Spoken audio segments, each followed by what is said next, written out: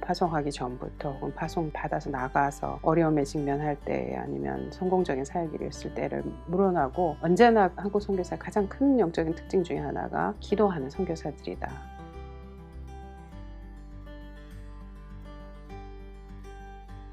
한국교회는 잘 아시는 것처럼 굉장히 빠른 시간 안에 피선교국에서 선교국으로 발전한 세계교회 역사상에도 굉장히 두드러진 특징을 가지고 있습니다. 다른 아시아 국가들은 아직 자국의 복음화도 제대로 이루어지지 않아서 그 문제에 놓여있지만 아시아 국가 중에서 유일하게 아니면 가장 적극적으로 선교에 나서고 있는 국가가 이제 한국이다, 그렇게 말씀드릴 수가 있겠고, 특히 이제 한국 선교사님들의 특징이라고 하면 다른 나라의 선교사들, 동역자들이 이제 평가하는 문제입니다만, 어지간한 고난에도 불구하고 하나님으로부터 한번 받은 소명에 대해서는 성실하게 지켜내려고 하는 그런 노력들이 있어서 선교지에서 굉장히 그 고난을 잘 감내하면서, 그래서 사실 스캇 선퀘스트 같은 서구 선교 신학자들이 굉장히 높이 평가하면서 선교 신학적 주제로 삼을 정도로 한국 선교사들은 어려운 지역도 열심히 나가지만 그 지역에서 순교를 포함한 다양한 고난들에 대해서 잘 인내하고 선교 사역을 감당하는 것, 가장 큰 장점으로 볼 수 있다. 그리고 또 한 가지는 아주 유명한 것은 선교사님들이 굉장히 기도를 많이 하는 선교사들이다, 그런 평가는 예전이나 지금도 받고 있습니다. 파송하기 전부터 혹은 파송 받아서 나가서 어려움에 직면할 때 아니면 성공적인 사역을 했을 때를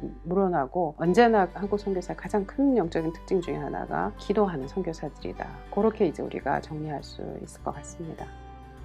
선교사를 파송한 파송단체나 교단이나 혹은 선교부의 입장에서 보면 아무래도 서구의 오래된 선교단체들에 비해서는 여전히 좀 조직적인 것 또는 전문화 이런 면에서 좀 부족하다, 그런 말씀을 드릴 수가 있습니다. 중앙아시아에서 안타까운 일이 있었을 때도 우리가 기민하게 대처한다라거나 하는 것들이 많이 지적이 되어서 그 이후에는 이제 그런 것을 고치려는 노력들이 좀 있었습니다. 그래서 지금은 선교사 위기 관리나 멤버 케어나 그런 측면에 집중을 하고 있긴 합니다만, 여전히 그런 것에 대한 필요성이나 혹은 조직화 지원 같은 것의 필요성을 파송한 교회들이나 교단본부들이 피부에 와닿게 느끼지는 않는 것 같아요. 얼마나 빠른 기간에 선교적인 열매가 나오는가, 그거에만 집중하지 그 선교사 개인과 그 가족이 환경 속에서 얼마나 잘 적응하고 살아내는가, 그리고 건강하게 사역을 감당하는가, 이런 거에 대한 세밀한 멤버 케어가 좀 부족해서 좀 더 우리가 관심을 가지고 파송하는 입장에서 좀 살펴봐야 된다, 이렇게 생각하고, 파송받는 선교사의 입장에서는 우리 한국의 선교사님들이 이제 영적인 강인함과 헌신과 소명감을 가지고 어떤 상황에서든지 사역을 감당하는 건 참 좋은 일인데, 그럼에도 불구하고 종교나 문화나 지역이나 세대에 따라서 굉장히 전문화된 훈련이 또 필요하기도 하거든요.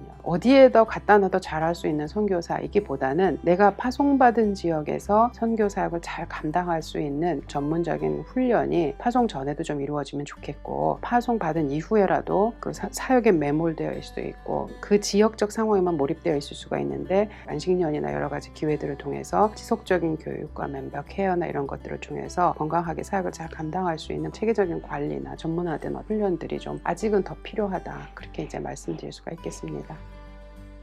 아무래도 선교라고 하는 것은 아주 오랜 세월 동안도 그랬고 지금도 대부분의 그리스도인들의 마음속에는 타 문화권, 나와는 문화가 다르고 또 지리적 경계선 넘어가는 곳에서 굉장히 나를 희생하면서 주님의 복음을 증거하는 거, 이제 그렇게 일반적인 개념 규정이 돼 있고, 그런 차원에서 이제 구체화돼서 나오는 얘기가 미전도 종족 선교, 이런 얘기들이 중요한 선교의 하나의 부분으로 혹은 아주 코어인 것으로 되어 있습니다. 저는 그것도 여전히 중요한 선교의 전통적이면서도 지속해야 되는 이제 패러다임이다 생각하면서, 동시에 도시 선교 측면이나 아니면 이주와 선교, 이런 요즘 선교 신학에서 부상하고 있는 주제들에서도 이미 밝혀진 것처럼 다양한 방식으로 사람들이 자발적이고 비자발적으로 이주하고 있는데, 인간이 겪을 수 있는 정서적이고 심리적인 굉장히 큰 위기 상황을 겪게 되고 동시에 변화에 대해서 굉장히 열려있는 상태가 되기 때문에 우리가 굳이 우리의 삶을 다 포기하고 떠나지 않더라도 우리의 일상 속에서 그 선교를 할 수 있는 좋은 기회가 우리 앞에 왔다, 이렇게 볼 수 있습니다. 물론 이것이 기독교 복음을 증거하는 데만 좋은 기회가 되는 것이 아니고, 그분들도 이제 동시에 그들의 문화와 종교를 가지고 우리 안에 오기 때문에 그전에는 굳이 가야 볼 수 있는 것들을 무슬림들이 이렇게 살구나, 힌두인들이 이렇게 살구나, 이것을 믿는구나 하는 것을 우리가 볼 수 있고, 그러한 삶 속에서 우리가 특별한 소명을 받지 않은 사람도 복음을 증거할 수 있는 시대가 되었다, 이렇게 말씀드릴 수가 있습니다. 그래서 예전에는 이제 지리적인 경계선을 넘어가서 복음을 증거할 때는 특별한 무슨 드라마도 준비를 하고 또 복음을 전도할 수 있는 어떤 짜여진 복음을 전도할 내용도 설교도 준비하고 이렇게 하지만 이제는 우리의 삶이 그대로 드러나는 곳에서 우리가 복음을 증거하기 때문에 그리스도인들로 하여금 삶 속에서 그리스도의 제자로서 살아가게끔 하는 또 좋은 원동력이 되기도 합니다. 그래서 우리가 말로만 하고 어떤